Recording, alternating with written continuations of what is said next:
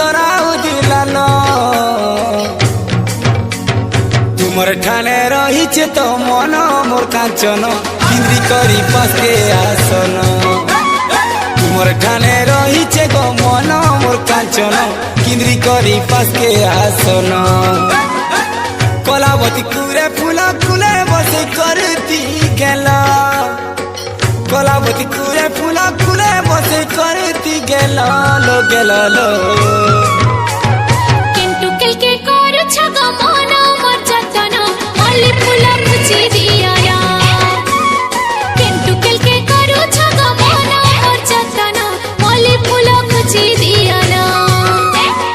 तुमर ठाने रहीचे तो मन मोर कांचन किंद्री करी पासे बसन।